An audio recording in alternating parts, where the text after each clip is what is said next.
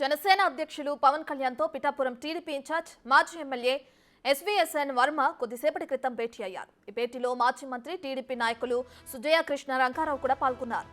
మంగళగిరిలోని జనసేన పార్టీ కేంద్ర కార్యాలయంలో జరిగిన ఈ ప్రత్యేక భేటీపై కూటమి వర్గాల్లో ఆసక్తికర చర్చలు జరుగుతున్నాయి. పవన్ కళ్యాణ్ పిఠాపురం అసెంబ్లీ నియోజకవర్గం నుంచి పోటీ చేస్తున్నట్లు ప్రకటించినప్పటికీ వర్మ ఆ సీటుపై మనసు పడడమే దీనికి కారణం.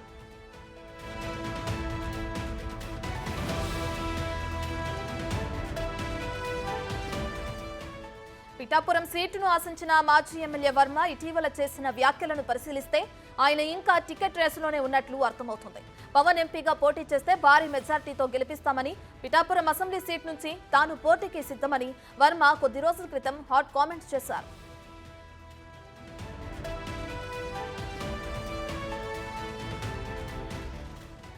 వర్మ చేసిన హాట్ కామెంట్స్ నేపథ్యంలో ఈ రోజు జనసేనానితో ఆయన భేటీ కావడం చర్చనీయాంశమైంది. నియోజకవర్గం ప్రజలంతా తన అభ్యర్థిత్వాన్ని కోరుకుంటున్నట్లు వర్మ బాహాటంగానే చెబుతున్నారు. ఏదేమైనప్పటికీ హైకమాండ్ తీసుకున్న నిర్ణయానికి కట్టుబడి ఉంటానని వర్మ ప్రకటిస్తూనే సీటు కోసం ప్రయత్నాలు మాత్రం ఆపడం లేదు. మరికొద్ది రోజుల్లో ఈ విషయమై స్పష్టత రానుంది.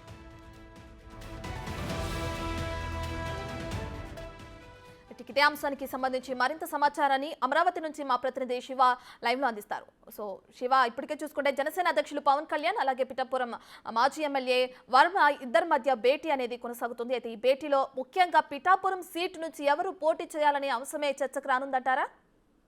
ప్రధానంగా చూసుకుంటే కనుక ఇటీవల కాలంలో పిఠాపురం మాజీ ఎమ్మెల్యే వర్మ చేసిన హాట్ కామెంట్స్ రాష్ట్ర రాజకీయాల్లో పెను సంచలనంగా మారింది. అయితే తాజాగా పిఠాపురం మాజీ ఎమ్మెల్యేతో పవన్ కళ్యాణ్ ఇప్పుడు ప్రత్యేకంగా భేటీ అయ్యారు. ఈ భేటీకి సంబంధించి రానున్న ఎన్నికల్లో అనుసరించాలన్న వ్యూహంపై కూడా విస్తృతంగా ఈ మధ్య ప్రధానంగా కూడా చర్చ జరిగింది. ఈ చర్చలో భాగంగానే వర్మకు సంబంధించి కూడా పవన్ కళ్యాణ్ ని 100% పిఠాపురం అసెంబ్లీ నుంచి గెలిపించి పవన్ కళ్యాణ్ కి చంద్రబాబుకి గిఫ్ట్ గా ఇస్తానని చెప్పి కూడా వర్మ అయితే ఆసక్తికరమైన వ్యాఖ్యలు చేశారు. వాస్తవానికి ఇటీవల కాలంలో కూడా పవన్ కళ్యాణ్ ప్రకటించిన దగ్గర నుంచి కూడా పిఠాపురం సీట్ నాదే, నేనే పోటీ చేస్తానని చెప్పి ఆయన అనేక సందర్భాల్లో చేసిన వ్యాఖ్యలు చేశారు. ఆ తర్వాత ఆ పిఠాపురం నియోజకవర్గంలో తీవ్ర స్థాయిలో గొడవలు చేసిన పరిస్థితి కనిపిస్తా ఉంది. కార్యకర్తలు రోడ్డెక్కి జనసేన టీడీపీ ఫ్లెక్సీలు ధ్వంసం చేశారు. ఆ తర్వాత చంద్రబాబు పిలుపు మేరకు అమరావతి వచ్చి ఆయన చంద్రబాబుతో భేటీ అయ్యారు. ఆ తర్వాత పూర్తి స్థాయిలో శాంతించారు. కొద్దిసేపు క్రితమే పవన్ కళ్యాణ్ తో భేటీ అయ్యారు. పిఠాపురం నియోజకవర్గ స్థితిగతులు, పవన్ కళ్యాణ్ గెలవడానికి గల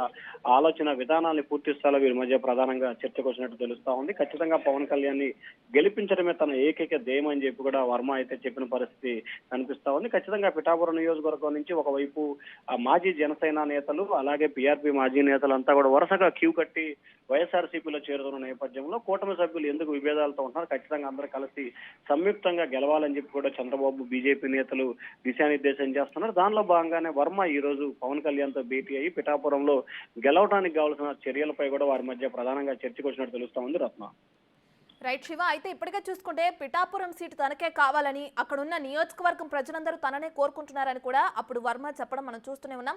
అయితే తన కార్యకర్తల మీటింగ్ అనంతరం కార్యాచరణ ఏ విధంగా ఉంటుందో కూడా ప్రకటిస్తామన్న తర్వాత చంద్రబాబు నుంచి కాల్ రావడం కూడా మనం చూస్తూనే ఉన్నాం. అయితే తదంగం అంతా జరిగినప్పటికీ ఇప్పుడు వీళ్ళిద్దరు భేటీ కూడా ప్రాధాన్యత సంతరించుకుంది. అయితే ఎన్నికల్లో ఏ విధంగా వెళ్ళాలి అనే అంశాలు కూడా ఏమైనా చర్చకొచ్చాయంటారా? మీటింగ్ అయిపోయిన తర్వాత, వీళ్ళు సమావేశం అయిన తర్వాత మీడియాతో ఏమైనా మాట్లాడారా అటు వర్మకుని ఎవరైనా?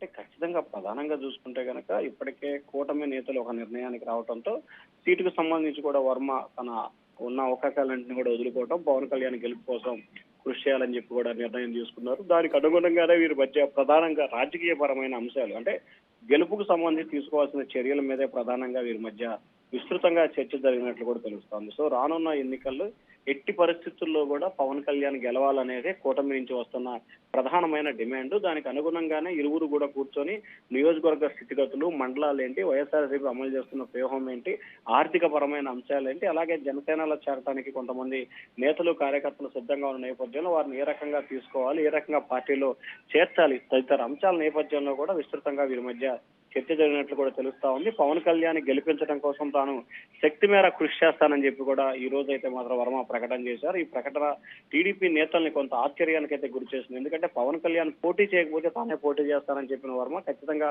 పవన్ కళ్యాణ్ గెలుపు కోసం బాధ్యతలు తీసుకోవడంతో కూడా కూటమి నుంచి కొంత అయితే సానుకూల స్పందన అయితే వస్తా ఉంది. రత్న రైట్, థాంక్యూ శివ.